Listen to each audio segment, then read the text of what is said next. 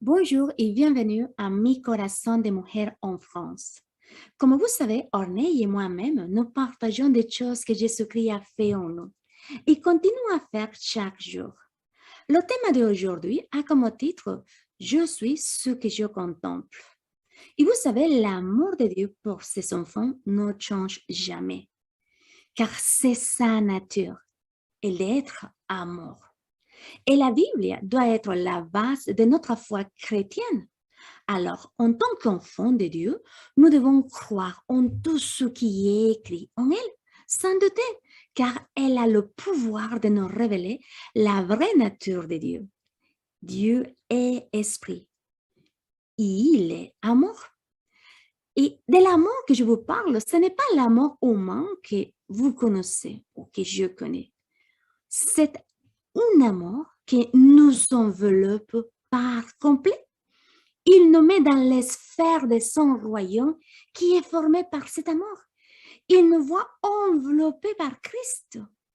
Et là, il nous voit saints, purs, remplis, parfaits de la vie abondante que nous avons reçue de Jésus-Christ.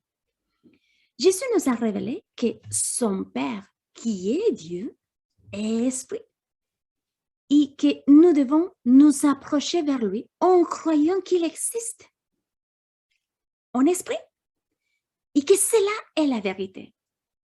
La Bible nous révèle alors la vraie nature de Dieu. Dieu est amour et Dieu est esprit. Et Jésus-Christ est son Fils et Jésus-Christ est aussi Dieu. Et c'est par cet amour qu'il nous a créés, qu'il a créé tout ce que nous avons besoin ou que nous aurions besoin un jour pour vivre ici sur terre.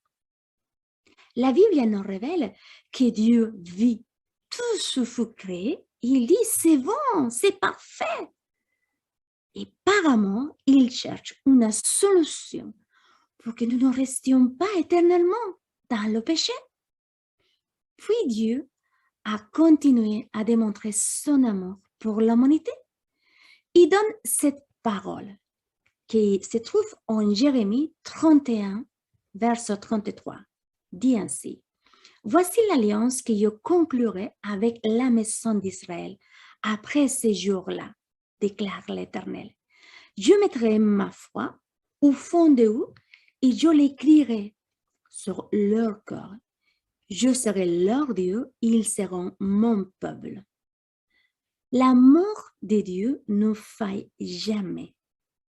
Il est beau de croire comment Dieu prend soin de chacun de nous lorsque nous nous approchons au trône de sa grâce et que nous croyons et nous prenons le cadeau d'amour qu'il nous a préparé, qui en fait nous vient directement de son propre amour que c'est lui.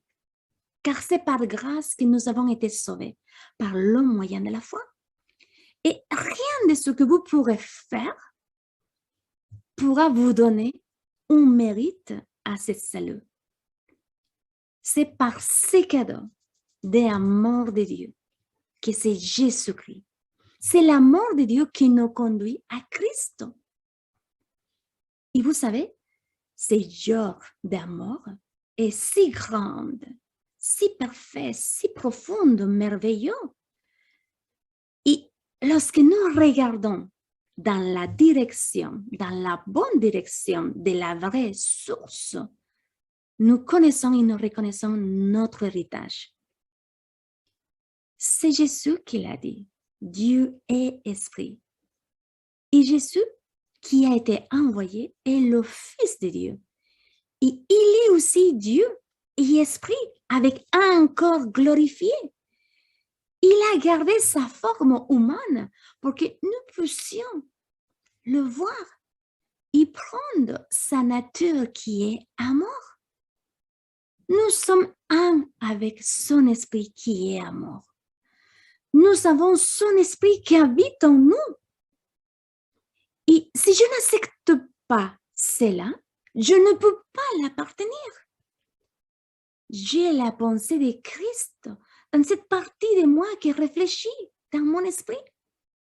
Lorsque je connais cette vérité et que j'accepte pleinement que si mes pensées sont les pensées de Dieu, la puissance de Dieu accompagne mes bonnes pensées.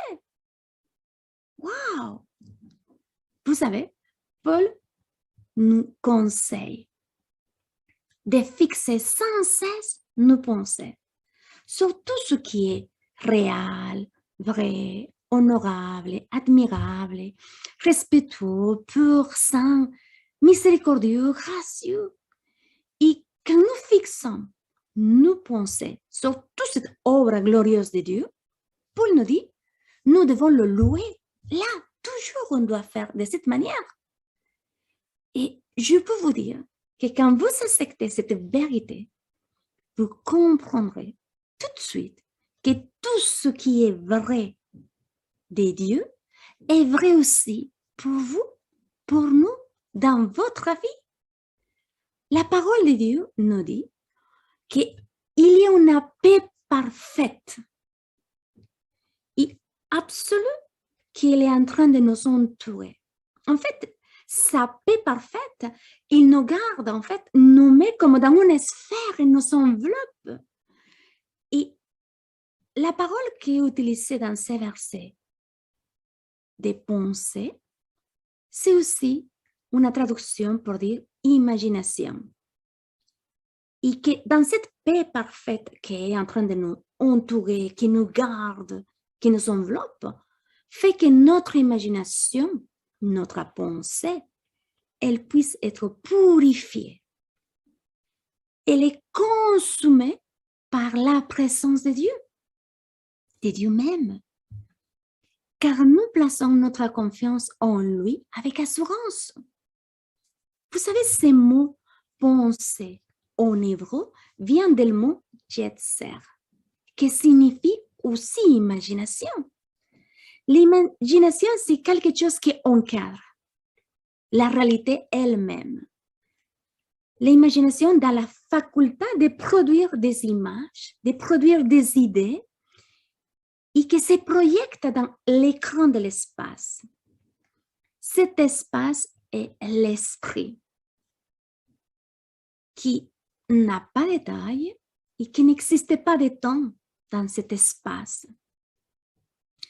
L'imagination est la faculté primaire de l'homme et c'est une force spirituelle. Vous savez, les évangiles sont images vues par des gens qui après, ils ont raconté aux autres et que quelqu'un a écrit ce qu'il racontait. Et maintenant, nous lisons ces images parlées.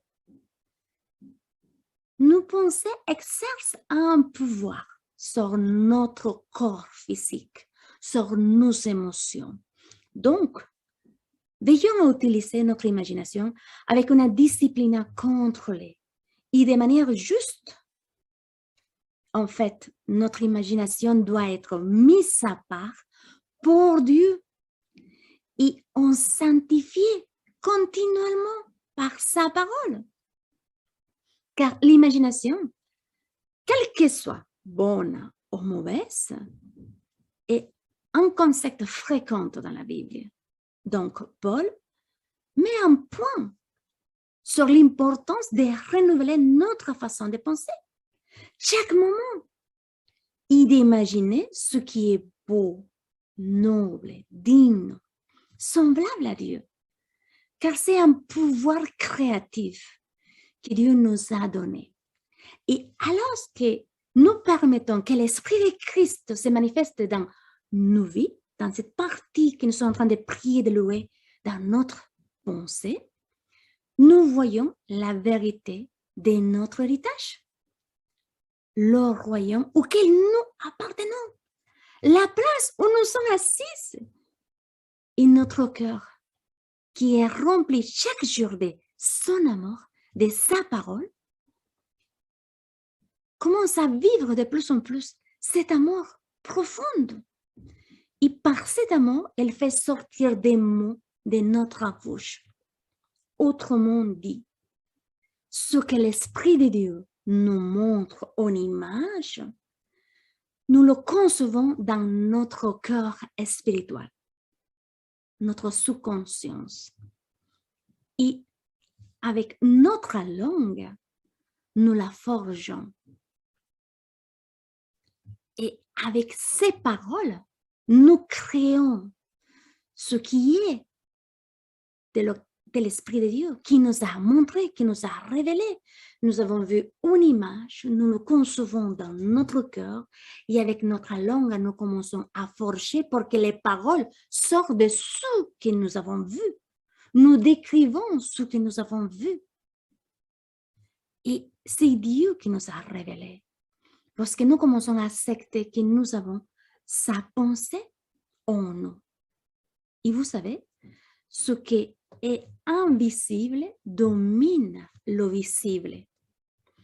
Et si vous êtes enfant de Dieu, vous devez l'imiter. En tout, vous devez parler comme lui, des choses qui n'existaient pas comme s'il existait. Ce qui est vrai pour Dieu est vrai pour ma vie. Dieu a créé l'univers, les étoiles, les galaxies, de ce qu'il a vu dans son imagination, dans sa pensée. Et après, il a parlé. En effet, il a vu cela dans son cœur. Et il a commencé à parler de ce qu'il a vu. Il est devenu ce qu'il imaginait être. Dieu a vu devenir l'image de l'homme pour que l'homme soit créé.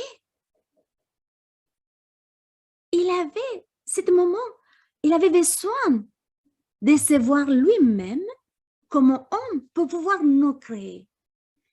Il est un Dieu qui parle de choses qui n'existaient pas comme si elles existaient. Et puisque nous savons que la Bible est Dieu en train de nous parler, nous savons que son amour se manifeste dans nos vies lorsque nous commençons à croire ce qu'il nous dit dans chacune des paroles de la Bible. Alors, appliquons-le à nos vies et faisons ce qu'il nous dit. Soyez imitateurs de Dieu dans tout ce que vous faites, car alors, nous représenterons notre Père comme les bons fils et filles bien-aimés. Parce que Jésus est la parole envoyée, que ça fait chair pour nous donner cette vie abondante.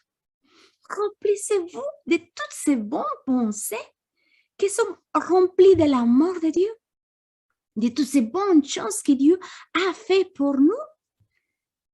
De l'amour de Dieu vient directement vers nous. C'est cadeau. Et vous devez l'accepter et commencer à contempler les choses que Jésus a déjà fait pour nous. Vous savez, la parole dit en 1 de Jean, chapitre 4, verset 17, parce que comme il est, nous sommes aussi ici sur la terre aujourd'hui. Et ces versets-là, dans le contexte grec, nous fait comprendre que son amour fait que je puisse avoir une espérance pour le jour qu'il va venir. Qu'il est, je suis identique à lui. Il est dans les deux sens. Pour me faire comprendre, pour nous faire comprendre, soit tu acceptes maintenant que tu y es comme lui, ici dans le monde, soit tu attends le dernier jour, quand il vient pour nous, pour te remarquer que toujours tu étais comme lui, ici dans la terre. Donc, c'est notre attitude qui fait une différence. Mon attitude, je accepte croire littéralement ce qui est écrit dans les évangiles, littéralement ce qui me dit la nouvelle alliance. Je suis comme il est, ici dans la terre. Nous avons tout pour avancer et vivre et prendre des décisions bonnes. Donc, nous savons que le fondement de notre foi est inné de l'amour de Dieu qui est déjà en nous. Dieu est pour moi. ce que je crois qu'il est pour moi. Tu peux lire le psaume 1, par exemple, et te emparer de chacune de ces paroles. Tu peux peut-être te regarder devant un miroir et te dire, je suis un arbre planté près des ruisseaux d'eau. Je porte de bons fruits en toute saison. Mes feuilles ne sèchent jamais et tout ce que je fais prospère. Dieu m'aime et prend soin de moi. Dieu est avec moi tous les jours de ma vie. Je ne suis plus seule. Je ne suis plus jamais toute seule.